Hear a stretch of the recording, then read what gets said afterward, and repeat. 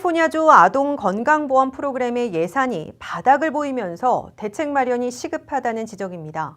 이는 연방정부의 예산 지원이 없기 때문인데 별다른 예산 확충이 없을 경우 저소득 가정 아동을 포함한 수혜자 200만여 명은 내년 초부터 당장 의료 혜택을 잃게 될 전망입니다. 이황 기자가 보도합니다.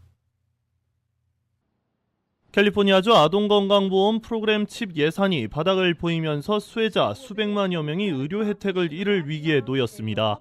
아동건강보험 프로그램 칩은 연방 빈곤선 266% 이하 또는 4인 기준 소득이 6만 5천 달러 이하인 가정 내 아동과 임산부를 위한 의료 지원 프로그램입니다. 캘리포니아주는 칩 운영을 위한 예산 30억 달러 가운데 90%에 달하는 27억 달러를 연방 정부에서 지원을 받아야 합니다.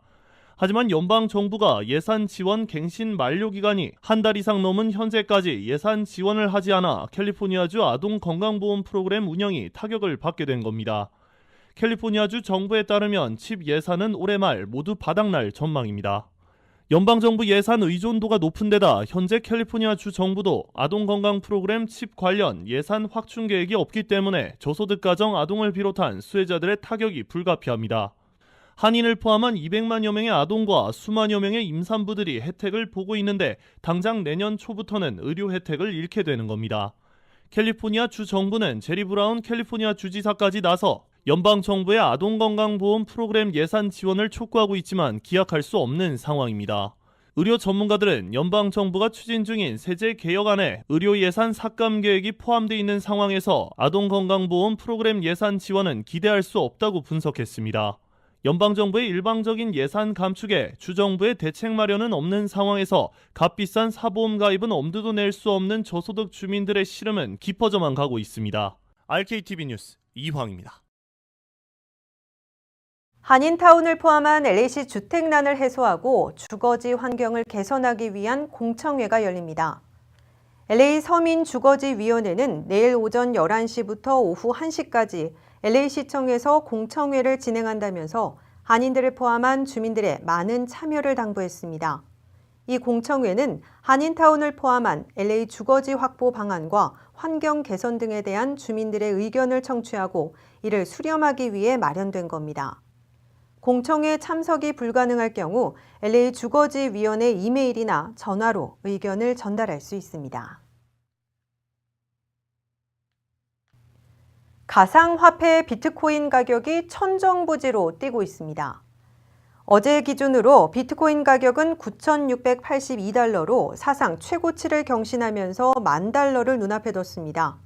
올해 초 비트코인이 1,000달러대에 거래됐던 것을 고려하면 1년도 되지 않아 850% 넘게 가격이 급등한 겁니다. 이는 전국 최대 쇼핑일인 추수감사절과 블랙프라이데이에 투자자들의 관심이 높아진 게 최근 가격 상승을 견인한 것으로 풀이됩니다. 이런 가운데 비트코인 가격 거품을 우려한 금융가가 경계를 강화하고 있습니다.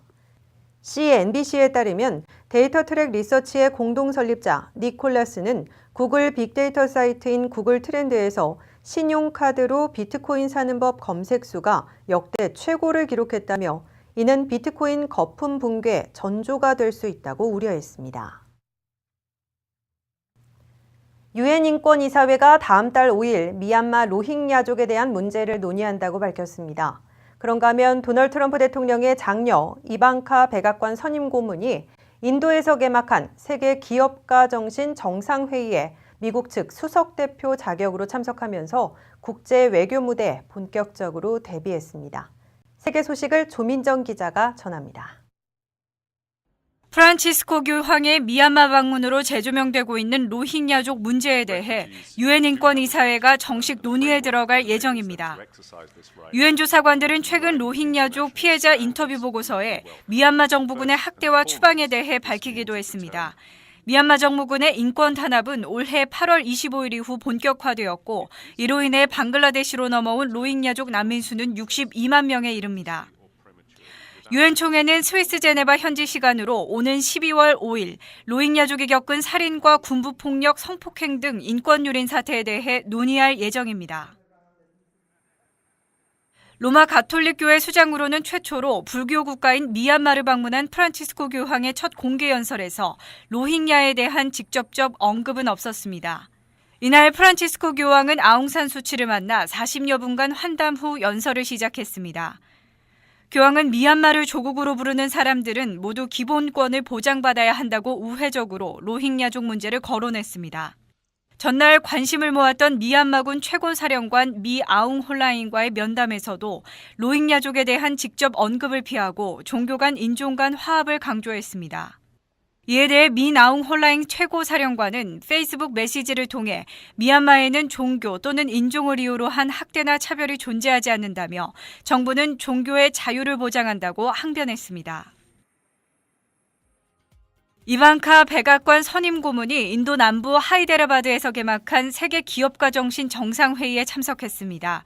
이날 이방카는 개막 연설에서 인도의 우호적인 미국의 관심에 대해 언급했습니다. 또한 이번 회의 주제인 여성의 기업 활동 강화가 인도의 성장에 영향을 미칠 것이라고 강조했습니다. 이번 이방카의 인도 방문은 미국 측 수석 대표 자격으로 참석한 것으로 국제 외교 무대 대비라는 의미를 갖습니다. 그러나 이번 이방카 대비에 앞서 렉스 틸러슨 미국 국무장관이 불편함을 드러내 백악관과 국무부의 갈등이 전해진 바도 있습니다. 이번 이방카의 방문으로 세계 기업가 정신 정상회의의 본질이 흐려졌다는 불만도 제기됩니다. RKTV 뉴스 조민정입니다. 잠시 후 이슈 포커스가 이어집니다.